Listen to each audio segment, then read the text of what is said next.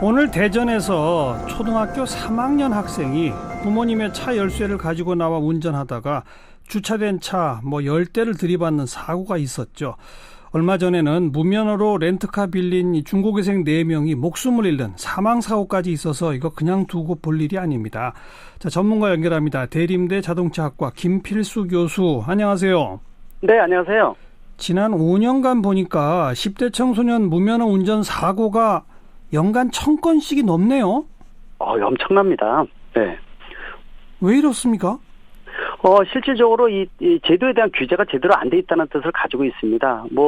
예를 들어서 렌트를 할 때 확인을 한다든지, 예. 또 카셔링 같이 요새 공유 경제가 많이 확산되고 있지만은 이 경우에는 사람 자체를 확인을 안 하고 차를 빌려주거든요. 예. 반납도 마찬가지고요. 예. 그러다 보니까 이런 중간중간에 제도적인 부분들이 허점이 그만큼 많다는 거고, 예. 또 이 부분에 대한 성인들의 잘못도 있지만은 또 이 위험성에 대한 것들도 이 교육에 대한 것들도 전혀 없다는 뜻이기 때문에 예. 이 허술한 제도가 이런 사태가 일어났다, 또 커지고 있다, 이렇게 볼 수가 있습니다. 방금 언급하신 그 렌트할 때 면허증을 제대로 검사하지 않는 것, 또 지금 네. 그 카쉐어링은 언급하신 것처럼 그냥 필요한 어플만 딱 다운받으면 바로바로 이렇게 또 차를 또 빌려 쓸 수 있다 되니까 요건 정말 제도적 보완이 필요할 것 같은데, 네, 사실상은 맞습니다. 그냥 부모님 차를 몰래 타고 나와서 사고 난 경우가 더 많은 거 아닌가요?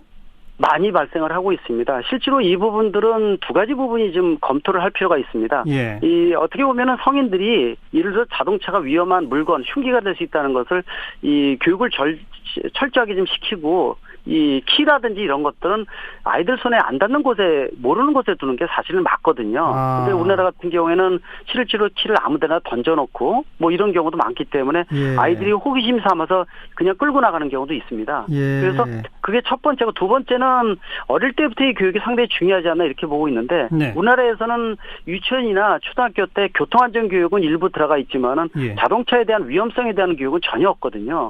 그러다 보니까 차에 대한 부분들이 얼마큼 무섭다는 거, 성인이 돼서 정식으로 해서 면허증을 따서 운행을 할 수 있다는 인식을 심어줘야 되는데, 예. 그런 교육이 전혀 없는 상태에서 운전면허 자체도 13시간이면 하루 반이면 딸 수 있는 세계에서 최저의 수준을 갖고 있는 나라이기 때문에, 아하. 그런 측면에서 이런 부분에 하나하나가 모두 다 이런 큰 문제를 일으키는 기반이 되지 않나 이렇게 보고 있고, 또 예. 얼마 전에도 2차 사고 같은 것도 많이 생기지만은 우리가 운전면허 취득할 때 비상교육이나 2차 사고에 대한 대비책 아무것도 가르쳐주지 않고 있거든요. 네. 이런 것들이 어린 청소년부터 시작될 때 첫 단추가 잘못됐다 분명히 강조할 수가 있습니다. 그런 걸 어디서 가르쳐 줘야 됩니까?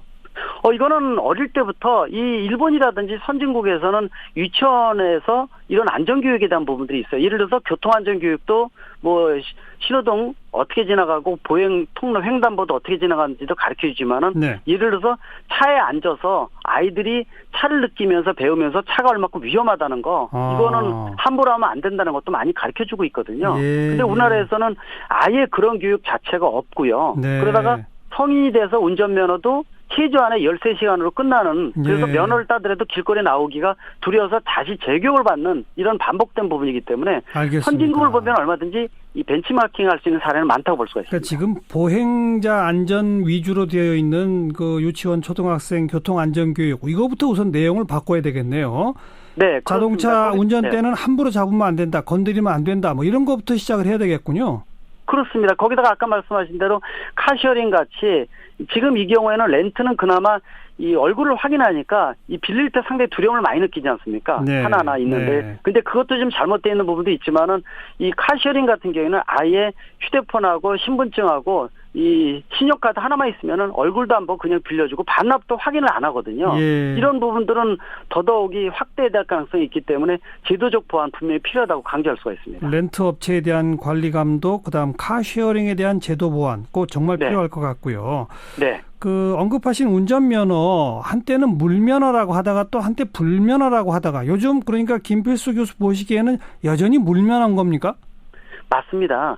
예전에 이 간수화, 8년 전에 간수화 이후에 그 이전만 하더라도 쉬운 시간 이상 교육을 하다가 두 번의 간수화를 거쳐서 13시간으로 줄었거든요. 네. 중국도 60시간 넘고 일본도 50시간이 넘어서 2, 3개월부터 반년 정도가 걸립니다. 네. 호주는 4년 걸리고요. 프랑스는 3년, 독일은 2년이 걸립니다. 정식 면허까지요. 그래요? 그래서 운전면허증은 공로상에 우리가 엄히 얘기하면 살인면허증이라고 얘기할 정도로 다른 사람의 생명을 담보로 한다 이렇게 얘기를 하거든요. 예. 그래서 규제가 아니라 강화를 하면 할수록 교통사고를 줄이는데 아시겠지만 작년 2017년에 우리나라 교통사고 사망자 수가 4,180명인데요. 네. OECD 평균의 3배가 넘습니다.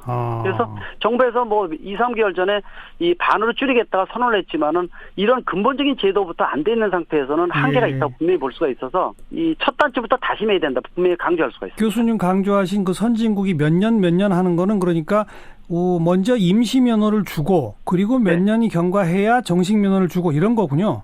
맞습니다. 그래서 길거리에서 교통사고 없이 또 차종별, 배기량 이런 것들이 이 급에 따라서 규정이 돼 있고요. 사고 없이 1년, 2년 지난 다음에 나중에 정식 면허로 바꿔주는데 그렇게 오래 걸린다는 뜻이기 때문에 실제 길거리에서의 익숙한 실제 비상사고라든지 대처 방법 이런 것들을 익히지 않는다면은 자격이 없다는 뜻인데 우리는 말씀드린 대로 하루 반이면 따고 중국에서도 관광을 와서 3일 동안에 따서 가는 나라니까 중국에서도 우리나라 정부에다가 니네 운전면허 이 관광용으로 발급되지 않게끔 해달라고 공문을 받을 정도니까 심각하다고 볼 수가 있습니다. 운전면허를 조금 더 엄격하게 발급해야 한다는 말씀까지 들었고 또 하나 뜨거운 감자가 뭐 10대 청소년들 지금 현재는 18세 이상만 운전면허를 딸 수 있게 돼 있지 않습니까?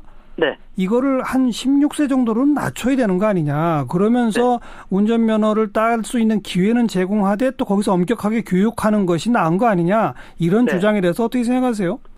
적극적으로 검토는 필요하겠지만은요. 중요한 것은 말씀드린 대로 우리나라 운전면허 자체가 문제가 심각한 부분이 있기 때문에 그런 부분이 근본적으로 해결이 되기 이전에 이 나이를 낮추는 건 상당히 문제가 있습니다. 그 말씀은 그러니까 운전면허 딸 수 있는 제도를 지금보다 조금 어렵게 그리고 충분한 교육을 그 안에 포함시키는 걸로 전제한다면 가능하다 이 말씀인가요? 맞습니다. 왜냐면은 요새 뭐 투표권이라든지 여러 가지 부분들이 아직 나이가 한두 살 차이로 안 맞는 경우가 아직도 많이 있거든요. 운전면허도 그 중에 한 가지가 아닌가 이렇게 좀 보고 있고요. 그러나 독일이나 이런 데 보게 되면 나이가 어릴 때는 차종이라든지 또 정식 면허를 주질 않고요. 그런 부분들의 어떤 제도적 시스템이 하나하나 한 단계 한 단계 올라와 있는 부분들이 있으니까 그런 것들을 우리가 벤치마킹하고 또 말씀드린 대로 운전면허 자체를 근본적으로 체질 개선을 하지 않는다면은 이 부분에 대한 것들은 상당히 더 위험한 발상이 아닌가 그런 측면에서 전제 조건은 꼭 이루어져야 된다고 보고 지금처럼 쉬운 면허를 연령 인하는 반대, 그죠? 네, 맞습니다. 그러나 제도를 정확히 정비한다면 또 연령을 낮추는 거는 필요하다 이 말씀이고요. 맞습니다. 오늘 연결된 김에 사실 또 그 청소년들의 무면허 오토바이 운전도 정말 문제 아닙니까? 심각합니다. 이 오토바이 이륜차에 대한 부분들은 또 할 말도 많은 게요.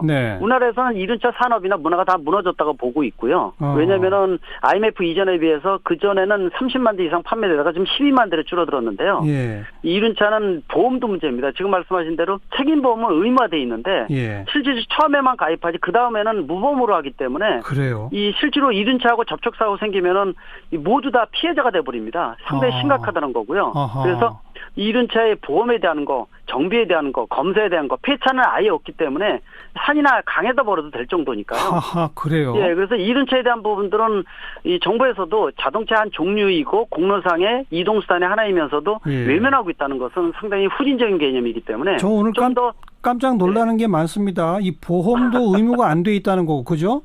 책임보험만 의무화되어 있는데요. 처음에 가입할 때만 들어 그 다음부터는 가입을 안 하는 사람들이 많다는 거죠. 그러니까요. 거기다 이제 단속도 안 한다는 거죠. 그거. 책임보험 들었는지 번호판도 안 붙은 게 돌아다닌다 이렇게도 볼 수가 있죠. 그다음에 몇 년 지나면 정기 점검 받는 거 자동차는 다 있잖아요. 오토바이는 없습니까? 지금 대배기량은 지금 확대를 하고 있습니다. 근데 이 검사를 무조건 도입하는 게 중요한 게 아니라 지금 이륜차의 수명은 일반 자동차의 반이라고 보셔야 돼요. 그러니까 5년뿐이 안 되고 또 택배나 이런 것들은 영세적인 부분이 많이 있기 때문에 검사비라든지 또는 아까 말씀드린 책임 보험료라든지 이런 것들도 고민을 많이 해줘야 되는데 무조건 도입해서 일반 자동차 같이 생각을 하면 안 되고 이륜차의 생리를 보고 시스템을 보고 도입을 해줘야 되는데 그런 부분이 하나도 제대로 시스템이 안 갖춰져 있다는 거. 그리고 역할 분담이 환경부 역할 또 국토부 역할 산업부 역할이 나눠져 있어서 시너지를 못 내고 있다는 것도 문제고요. 말씀드린 대로 이륜차 말소 등록만 하고 산이나 강에도 버려야 되는 폐차 제도가 없다는 거 상당히 심각한 부분 아닙니까? 그렇군요. 개선해야 될 부분이 한두 가지가 아니라고 볼 수가 있습니다. 저희 동네에 버려진 오토바이 이륜차가 있길래 어떻게 저럴 수 있나 싶었더니 그 폐차라고 하는 제도 자체가 없다는 것도 오늘도 처음 알았네요. 말소 신고만 하면은 끝난다고 보시면 됩니다. 그 차를 어떻게 하든지 말든지 이거에 대한 관심이 없다고 볼 수가 있죠. 아하. 그리고 번호판 떼놓고 그냥 아무데나 갖다 버리면 그 누가 알겠습니까? 그죠? 맞습니다. 그래서 그런 부분들이 도난도 많고요. 예. 또 어떻게 이 흐름이 생기는지에 대해서 인식도 안 돼 있다고 볼 수가 있어서 전체적인 시스템 정리가 필요하다고 보고 있습니다. 언제 그 이륜차 전반에 대해서는 따로 한번 김 교수 모시고 좀 차근차근 얘기를 좀 들어야 될 것 같고요. 네. 오늘 지적해 주신 그 청소년 무면허 운전과 관련만 해도 바로잡아야 할 것들이 참 과제가 너무나 많습니다. 자, 네. 오늘 고맙습니다. 네, 감사합니다. 대림대학교 자동차학과 김필수 교수였습니다.